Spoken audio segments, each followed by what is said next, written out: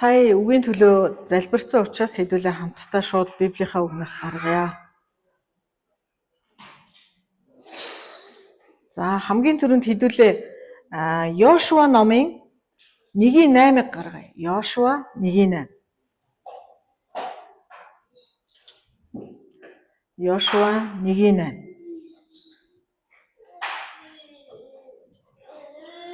За хамтдаа уншия гаргасан баха. Хуулийн энэ номыг амнаасаа салгалгүй байж өдөр шөнөгүй үүнийг бясалган үүн дотор бичигдсэн бүхнийг сахин биелүүл. Тэгвэл чиний зам өөдөлж чи амжилтанд хүрэх болно гэсэн байна. За Йошуа 1:8 дээр хэлсэн Бурхны амлалт байна.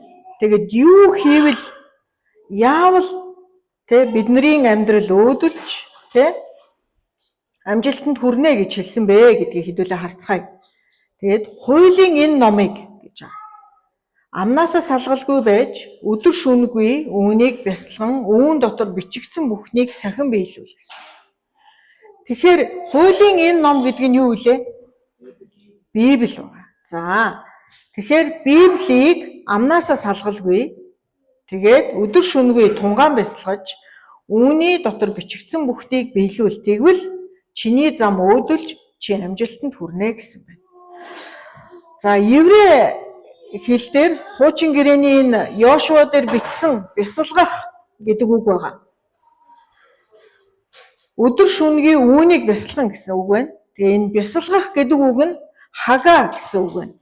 Хага гэдэг энэ үг нь юу гэхээр өөр утгууд нь юу вэ? Энэ үгийн утгууд нь юу вэ гэхээр шивнийг хийлэх, аялах, дотроо давтах, гүн бодож бясалгах гэсэн утгатай. Тэгээд дүгнэлт хэлэх юм бол чимээгүй бодох биш, харин амандаа шивнэн Бурхны үгийг давтах гэсэн утгатай байна. Чимээгүй бид нар бол боддог, гэхдээ амандаа давтан хэлнэ гэсэн үг Бурхны үгийг. За дуулал 1:2-ыг бас гаргаарай. Дуулал номын 1:2-ыг гаргаарай. Дуулал номын 1:2.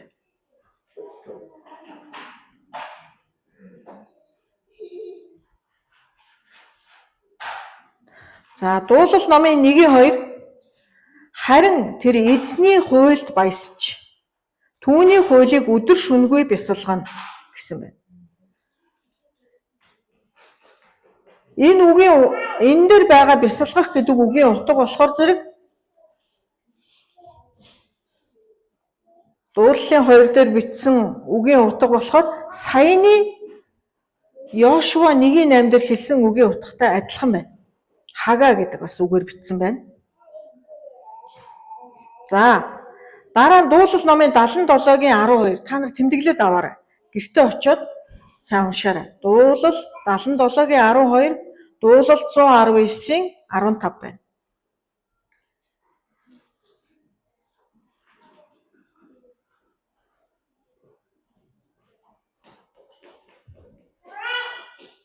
За дуулал 119-ийн 15-ыг унших юм бол би таны тушаалуудыг бясалгаж таны замуудыг харна гэсэн.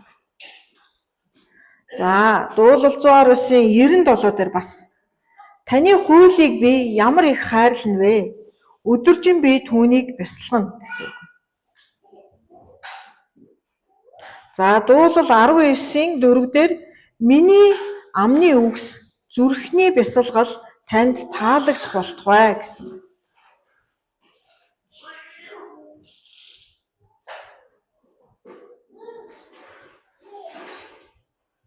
За дуулал 77-гийн 12 119-ийн 15 дээр хэлсэн бясалгах гэдэг үг болохоор Йошуа дуулал 1:2 дээр хэлснээс арай өөр үгээр хэлсэн байгаа. Энэ юу гэхээр зэрэг сиях гэдэг үгээр хэлсэн байна. Сиях гэдэг еврей үгийн утга болохоор эргцүүлэх, дотоод яриа хийх, бурхантай сэтгэл дотроо ярих гэсэн утгатай байна. Тэгэхээр энэ нь зөвхөн бодох гэсэн утга биш байгаа. Эргцүүлэн тунгаан бодох байна. Дотроо ярих гэсэн утга байна. Бурхантай сэтгэл дотроо ярих гэсэн үг байна. За энэ нь юу вэ? Бидний бодол байх нь, бидний залбирал байх нь тэгээ энэ хоёр холилдсон байхыг юу гэж байна? энэ үгийг бас бясалгах гэдэг үгээр монгол үгээр бол тгээ хэлсэн байгаа. Харин еврей утга нь болохоор зэрэг ялгаатай байна. За дахиад дуулал номын 63-ын 6-г хэдүүлээ гаргаа харъя. Дуулал номын 6-гийн 63-ын 6 байна. Дуулал 63-ын 6.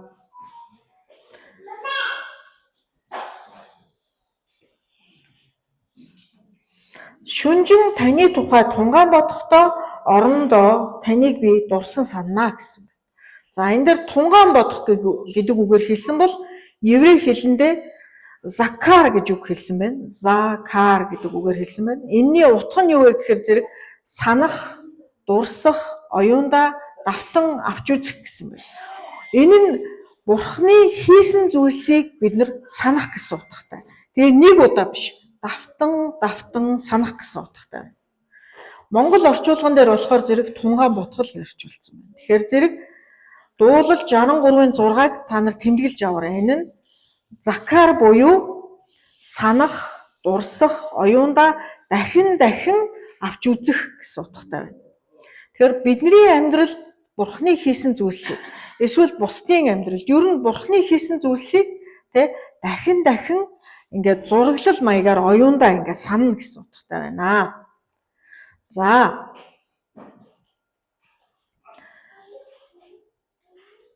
бас нэг утга байна. Яг энэ үгэн дээр тунгаан бодох гэдэг утгаар бид нэр орчуулсан байгаа. Монгол юун дээр болохоор еврей хэлэн дээр бин гэсэн үг байна. Энэ нь болохоор ойлгох, ухаарах, гүн утгыг ялгах гэсэн утгатай байна. Зүгээр тунгаан бодох биш. Энэ дээр эхлээд ойлгохыг хэлж гин, дараа нь ухаарахыг хэлж гин, дараа нь гүн утгыг нь ялгаж салгана гэсэн утгатай байна.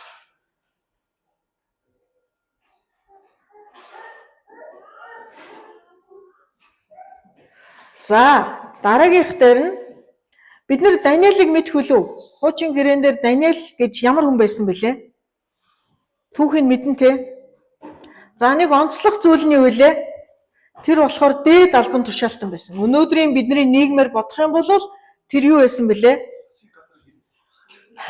За арай ерөнхийлөгч биш. За тухайн улсын хааныг нь ерөнхийлөгч гэж үзэх юм бол ерөнхий сайд. 3 хааны ерөнхий сайдыг улиран хийсэн хүн багхгүй юу. Тэгэхээр улс төрийн хувьд маш их дээд албан тушаалт байсан гэсэн. Гэхдээ Даниэлийн хувьд өөрийнхөө орон нутгаас яасан бэлээ? Цөллөгт явсан. Бага насндаа өөрийнхөө найзуудтай бага насндаа залуухан байхдаа явсан. Тэгсэн хэрнээ цөллөгт Израилийн ард түмнүүд дундаас мэрэгэн ухаанаараа тодроод авиас чадвараараа тодроод түүнийг яасан. 3 хаан өөрийнхөө юу байлгасан байна? Ерөнхий сайдаар байлгасан. За бид нэр хүүхдүүдэд түүхийг ярихдаа юу гэдэг вүлээ? Даниэлийн хүүхдүүд бол арслангийн торонд шидүүлсэн хүн гэдгээр нь сайн мэднэ, тийм үү? Гэхдээ Библиэлд түүний амьдрал яг жинхэнэ бодит байдал бол тэр 3 хаан дамжсан ерөнхий сайд, 3 хаанчлалыг дамжсан ерөнхий сайд байсан. Тэгэхээр түүний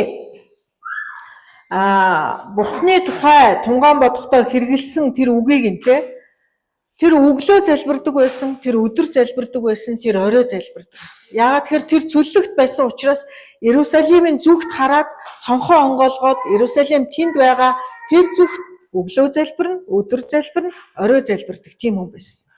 Тэгэхээр түүний Бурхны тухай бодохдоо, Бурхны үгийг бодохдоо, Бурхныг бодохдоо ямар үгээр аримын хэлээр Даниэлийн түүхийг бичсэн байгаа. Тэгээ аримын хэлээр рае гэж үг байна. Тэгээ энэний утга нь болохоор зэрэг бодох, анхааралтай авч үзэх гэсэн байна. Тэгэхээр зэрэг энэ юу вэ? Эхлээд дотор байгаа бодлуудаа, дотроо бодлуудаа бодлоо, оюун ухаандаа бодлоо, дараа нь тэр бодлууд дээрээ анхаарлаа төвлөрүүлдэг гэсэн утгатай. За бас дараагийнх нь үгээр 2 дахь үг нь юу байсан гэхээр зэрэг хашэб гэж үг байна.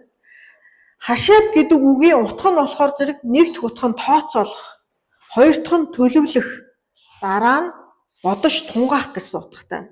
Тэгэхээр зэрэг Даниэлийн Бурханыг тунгаан бодож бясалгах, Бурханы үгийг бодж исэн үгийг яасан бэ? Тэ утга нь болохоор тооцоолох, төлөвлөх, бодох, тунгаах гэсэн утга. Тэр 3 хаан дамжин тэ ерөнхий сайд байсан учраас Бурханы үгийг тэр заавал бодох хэрэгтэй байсан. Бурханы үгийн дагуу амьдрах хэрэгтэй байсан. Тэр улс орны ард иргэдийн төлөө тэр шийдвэрүүдээ гаргах хэрэгтэй байсан. Тийм учраас Библиэлд бичигдээ арамей хэлээр хашэб буюу тооцоолох, төлөвлөх, тунгаан бодох гэсэн утгатай үгийг тэ Даниэлийн тэр тунгаан бодсон, бясалгасан гэдэг үгийн утгыг арамей хэлээр тэгж хэрэгэлсэн байна. За хэдүүлээ шинэ гэрээний ишлэлүүдийг бас харнаа. Филиппой 4:8-ыг хэдүүлээ гаргаад уншицгаая. Шинэ гэрээний Филиппой 4:8. За грек хэл дээр ямар үгнүүд ашигласан бэ гэдгийг харъя. Филиппой 4:8. Эцэст нь ах トゥ нараа юу нь үнэн, юу нь хүндэтгэлтэй, юу нь зөв, юу нь ариун, юу нь сайхан, юу нь сайшаалтай, мөн альва сайн үйл байвал магтууштай, ямар нэгэн юм байгаа бол эдгээрийг тунгаан бодцгоо гэсэн. Энэ дахиад нөгөө бясалгах, бодох гэдэг үг чинь. Тэ Бурханы үг. Тэгээд ямар зүйлүүдийг тунгаан бодох вэ гэдгийг энэ бүр наривчлан хэлсэн байгаа тийм. Энэ нь юу нь үнэн нэгдүгээр. Хоёрт нь юу нь хүндэтгэлтэй, дараа нь юу нь зөв, тэгээд юу нь ариун, юу нь сайхан, юу нь сайшаалтай. Мөн альва зүйл нь сайн үйл байвал магтууштай. Ямар нэгэн юм нь байгаа бол эдгээрийг тунгаан бодцгоо гэсэн. За шинэ гэрээн дээр энэ тунгаан бодох гэдэг үгийг юу гэж хэлсэн бэ? Ямар үгээр хэлсэн бэ гэхээр мело гэсэн үгээр. Мелотамо гэсэн үгээр хэлсэн байна. Мелотао гэдэг. За энэ үгийн утга нь гэхээр зэрэг давтан бодох, дадлаг хийх, гүн ухааралтай бясалгах гэж байна. Тэгэхээр энэ нь юу вэ? Давтан бодох. Тэгээд дадлаг хийх. Тэгээд гүн ухааралтайгаар бясалгах, анхааралтайгаар бясалгах гэсэн байна. Тэгээд сурах, давтах, хэрэгжүүлэх гэж бас хэлж байна. Тэгэхээр бид нэр Бурханы үгэнд хандахдаа, тунгаан бодохдоо ийм олон утга санаатайг тэг үгүүдийг арамей хэлэн дээр, еврей хэлэн дээр, грек хэлэн дээр ашигласан байна. Тэгэхээр бид нар энийг зөвхөн тунгаан бодоод тэгээд бясалгана гэдэг үгийг бид нар бүр шашны хиллэг гэд тоодогчгүй. Тэгэхээр зэрэг бясалгах гэд орчуулсан үгийн чинь цаана ийм олон утга байна шүү хүмүүсээ. Тэгэхээр ишлэлүүдэд бичиж аваад арталт нь үгийн утгануудыг бас бичиж аваарай гэж хэлмээр байна. За 1-р Тимот 4:15-ыг гаргаарай. 1-р Тимот 4:15.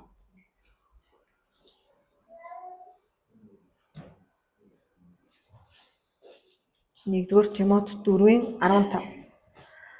Ахиц дэвшилч нь бүгдэд илэрхий байхын тулд эдгээрт санаа тавьж өөрийгөө зориул гэсэн байна. 1-р Тимот 4:15. Ахиц дэвшилч нь бүгдэд илэрхий байхын тулд эдгээрт санаа тавьж гэдэг үгийг хэлсэн байна тий. Өөрийгөө зориул. За энэ үг болохоор зэрэг саяын нөгөө мелотао гэсэн үгээр байна. Давтан бодох, дадлаг хийх, гүн анхааралтай бясалгах. За өшөө ойлгомжтойгоор хэлэх юм бол энэ үгийг сур, тэгээд давт, тэгээд хэрэгжүүл гэсэн утга байна. За цаашаа явъя. За Филиппой номын энэ Филиппой номын 4:8-ыг хэлсэнтэй хэдүүлээ. Филиппой номын 4:8. За дараагийнх нь утгыг харцгаая.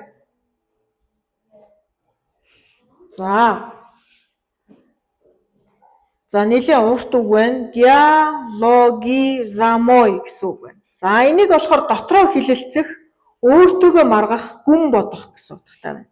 Өөрийн бодолтойгоо ажиллах гэсэн утга байна гэсэн үг. За Лук номын 2:19-ыг гаргаарай. Лук 2:19.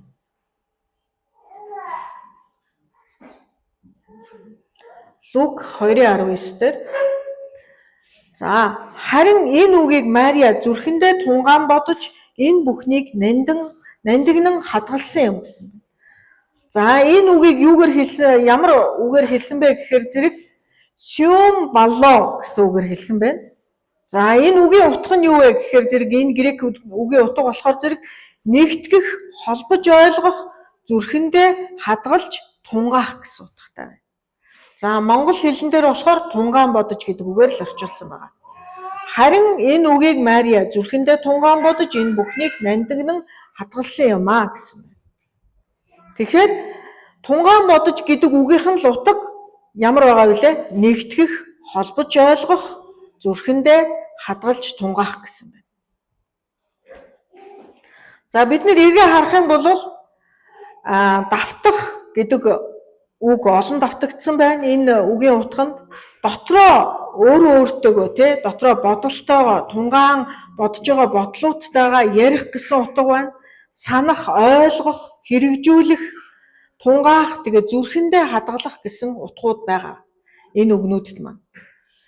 Тэгэхээр зэрэг энэ бүгдийг хэдүүлээ одоо тоймлоод ингээд эцсийн дүгнэлт бид нар тунгаан бодох, бясалгах гэдэг үгийг монгол хэлэн дээр юу гэж ойлгоод юуг амьдралдаа хэрэгжүүлэх вэ? Бид нар яаж энэ тунгаан бодох вэ? Бурхны үгийг гэх юм бол Бурхны үгийг нэгдүгээрт амандаа давтан хэлэх хэрэгтэй байна. Тийм үү? Ишлэлүүдийг цээжлэх хэрэгтэй байна. Тэгээд зүрхэндээ шингэх гэсэн утга байгаа тийм. Зүрхэндээ нандинг хадгал гэсэн утга байна. Тэгээ гурав дахь нь болохоор амьдралдаа хэрэгжүүлээ гэсэн утга байна. Энэ гурван үйлдэлийг бид нэр хийх хэрэгтэй байна тийм. Бурхны үгийг уншаад зогсохгүй тэдийн тэдээр тийм байдаг. Тэдийн тэдээр нэг тэгдэг шүү гэж мэдж байгаа бол одоо тэр мэдлэг дээрээ бид нэр яах нь вэ? Энийгээ амандаа давтан хэлэх хэрэгтэй байна. Дараа нь зүрхэндээ одоо энийг шингээх хэрэгтэй байна. Зүрхэндээ хадгалах хэрэгтэй байна. Зүрхэнд хадгалж байгаа тэр зүйлээ амьдралдаа хэрэгжүүлэх хэрэгтэй байна. Тэгэхээр хэдүүлээ өмнө нь мэдээж бид нар мэдтгүү биш мэддэг байсан, боддгүү биш боддог байсан. Харин одоо өшөө илүү энэ Библийн үгнүүд маань баялаг гэдгийг ойлгож авсан. Утгууд нь нарийн байгааг харсан.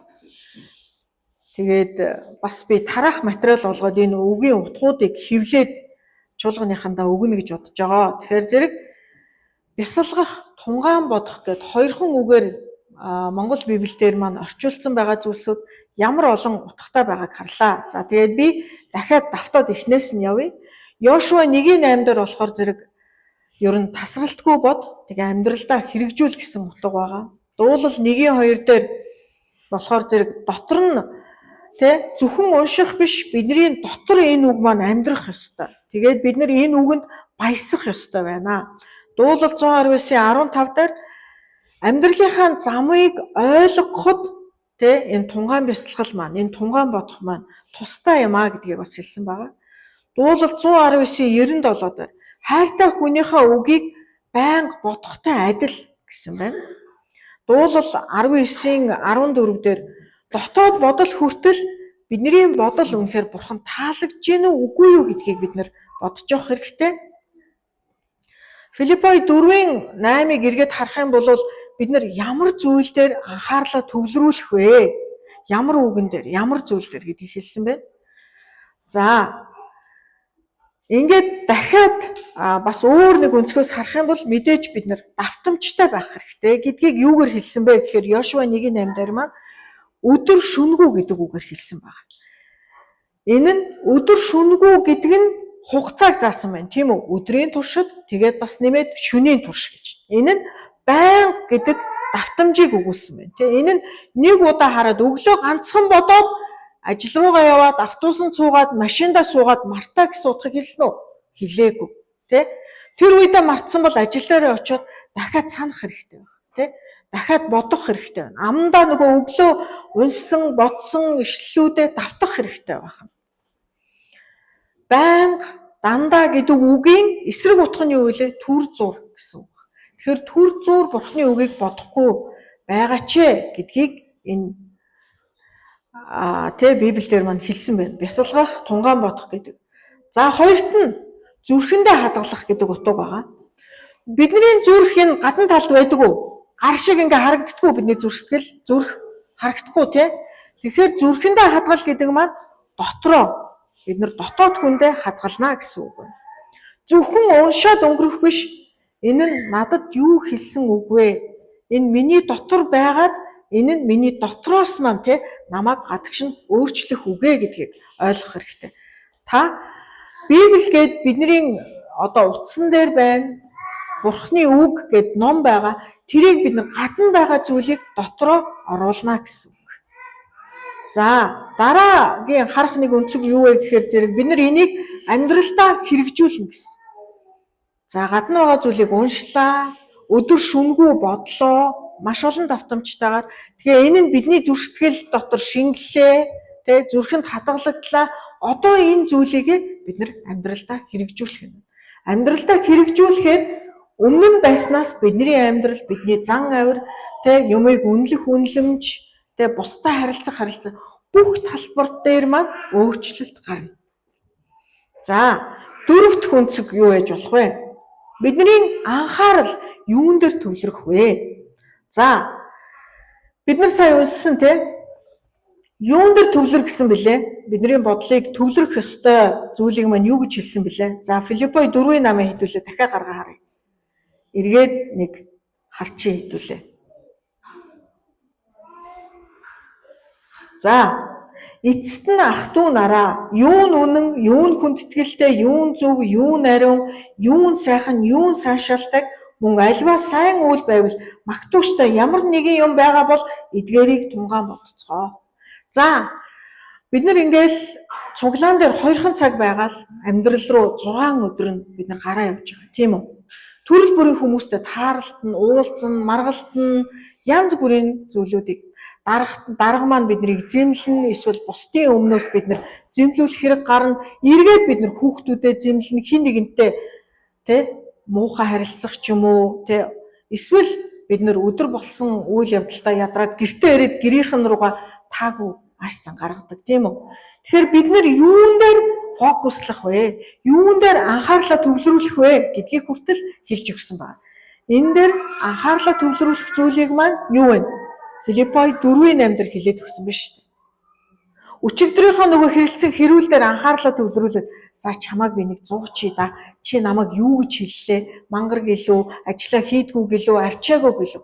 Ийм зүйл дээр анхаарлаа төвлөрүүл гэсэн байна уу? Үгүй. Юун дээр төвлөрүүл гэж юм? Юун сайн. За дахиад хараа хэдүүлээ. Энэ 4:8-ыг хэдүүлээ цээжлээрээ. Эцэст нь ах トゥ нараа юун үнэн, юун хүндэтгэлтэй, юун зөв, юун ариун, юун сайхан, юун сайшаалтай, юун сайн, юун магтууштай. Эдгээр зүйлүүд дээр таны фокус, таны анхаарал байх хэрэгтэй. Анхаарал чинь сарнсан уу өнгөрсөн өдрүүдэд Бурхан дээр байгаагүй, сайн зүйл дээр, зөв зүйл дээр, үнэн зүйл дээр, ариун зүйл дээр байгаагүй бол та тунгаан бодоорой. Та өөртөө дүгнэлт хийгээрэй. Тэр бүх анхаарлуудаа Бурханы үгэн дээр, сайн зүйл дээр, ариун зүйл дээр, зөв зүйл дээр, магтууштай, хүндэтгэлтэй зүйлүүд дээр та анхаарлаа төвлөрүүлээрэй. За, дараагийн бидний харж болох өнцөг бол бид нар чимээгүй байх тухай энэ бас утга байгаа. Чимээгүй байгаад бид нар өөрсдийнхөө бүх хэрэгцээ байгаа, бүх оюун бодлууд, бидний хүсэл мөрөөдөл байна. Бидний дотоод дуу хоолойнуудаа чимээгүй болгоод Бурханы үгэн дээр анхаарлаа төвлөрүүлэх байна. Тэгээ энэ Бурханы үгэн дээр анхаарлаа төвлөрүүлээд чимээгүй байхад та ганцаараа байвал эсвэл хин нэгэнтэй байвал чимээгүй байж чадах уу? Нөхөртөөгөө сууж ивэл, эхнэртэйгээ, хүүхдтэйгээ, найзтайгаа байвал та ер нь чимээгүй байж чадах уу? Чадахгүй шүү дээ. Заавал ярих хэрэгтэй бол. Тийм үү? Эсвэл тэр хүний ярьж байгааг та анхаарах хэрэгтэй бол. Тэгэхээр зэрэг чимээгүй байна гэдэг энэ утгыг хэрэгжүүлэхийн тулд та яах ёстой вэ?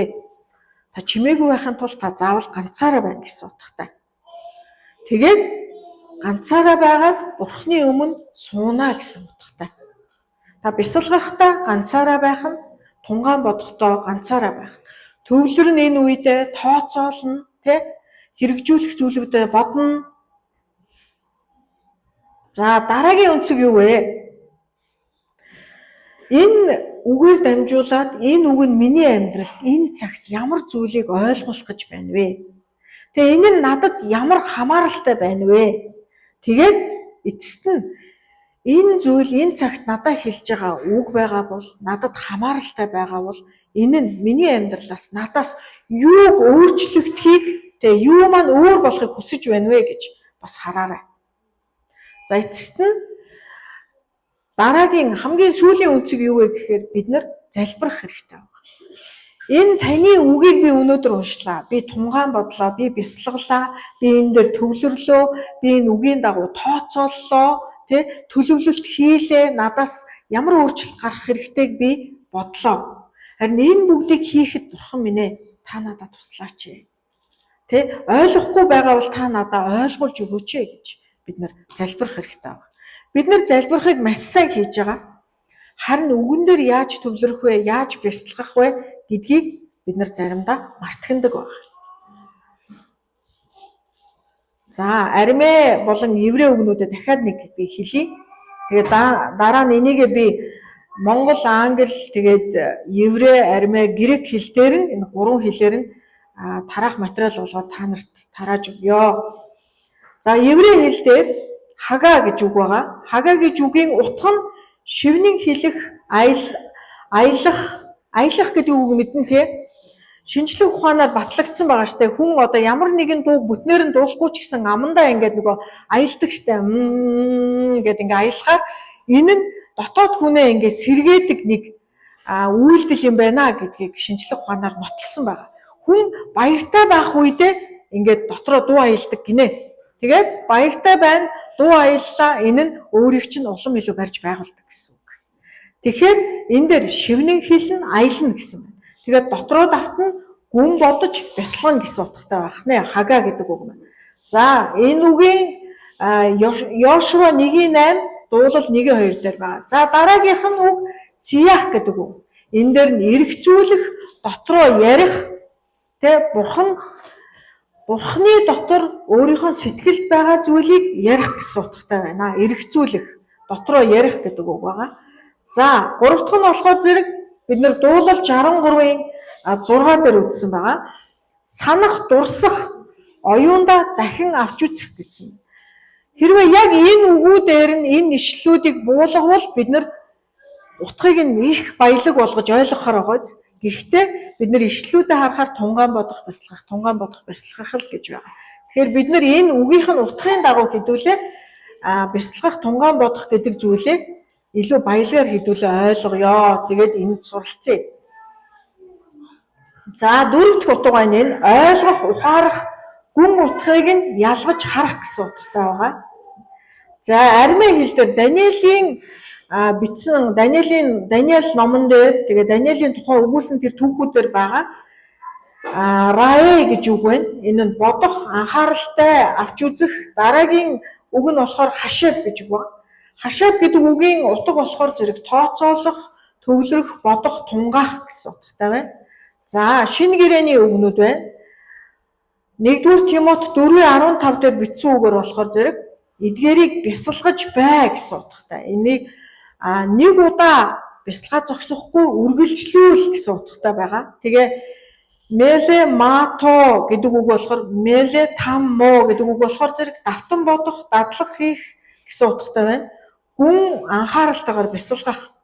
За, дараагийн грек үг Филиппой 4:8-д байгаа зүйлүүдийг лиго замой гэдэг үгээр хэлсэн. Тэр нь тооцоолох, бодох, тунгаах, дүгнэлт хийх гэсэн утгатай үг байна. Тэгээд фокус хийгнэ гэсэн штэ. Анхаарлаа төвлөрүүлэхдээ бид нар юун дээр анхаарлаа төвлөрүүлэх вэ гэдгийг дүгнэж хэлээд юун сайн, юун зөв, юун үнэн, юун ариун, юун хүндэтгэлтэй, юун магтууштай гэд дүгнээд хэлсэн үгнүүд байна. За, дараагийн үг болохоор зэрэг диалоги замой гэдэг. Замой гэдэг үгийн нөгөө нэг үндэс нь адилхан байна. Тэгээд дотроо хэлэлцэх, өөртөөгөө маргах, гүн бодох гэсэн утгатай байна. Өөрийн бодол дээр ажиллах гэсэн утгатай. За, симу балало гэдэг үг байна. Нягтлах, холбож ойлгох, зүрхэндээ хадгалж тунгаах гэсэн нөгөө майр Марийн тухай энэ дээр Лук 9:12 дээр хэлсэн байна. За бид нар хэд хэдэн талаас нь тунгаан бодох, бясалгах гэдэг үгийг харлаа. Утгануудыг үзлээ. Тэгэхээр ерөнхийдөө 3 багц болгож бид нар бодож энийг ойлгож болно те. Бид нар давтан хэлэх ёстой байна. Амандаа Бурхны үгийг тэгээд зүрхэндээ хадгалаад шингээх хэрэгтэй байна. Дараа нь энэ зүйл чинь те биднийг дотроос маань гадагшин өөрчлөх юм байна гэдгийг ойлголоо. За Бурхны үгэнд хэрхэн хандах вэ? Бурхны үгийг яаж ойлгох вэ? Яаж тунгаан бодох юм бэ? Яаж бясалгах юм бэ гэдгийг би хуваалцъя гэж бодсон. Тэгээд та нарт ойлгогдсон байхаа гэж найдаж байна. За ишлэлүүдийг маань болвол бичиж тэмдэглэж авч ирсэн хүмүүс тэмдэглээд аваарай. Йошуа 1:8, Дуулал 1:2, Дуулал 129:15, Дуулал 129:97, Дуулал 19, Филиппой 4:8, Лук 9:12 байна. Тэгээд Даниэл ном байна. Даниэл номон дээр хэлсэн. Тэгээд түүнийг тунгаан бодохдоо өглөө өдөр орой залбирахдаа хэрэгэлсэн үгийг нь хэлсэн байна. За хамтдаа залбирая. Тэгээд эх 7 хоног эндээс ахуулаад цаашид Бурхны үгийг тунгаан бодох бясалгахдаа энэ олон утгыг нь санаад тэгээд давтаж хэлээд тэгээд бодлоо засаад зүрхэндээ оруулаад дараа нь зүрхэнд орсон шингэсэн тэдгээр үгс чинь таны амьдралыг өөрчлөх болтугай гэж өрөөж байна. Хамтдаа залбирая те. Таныг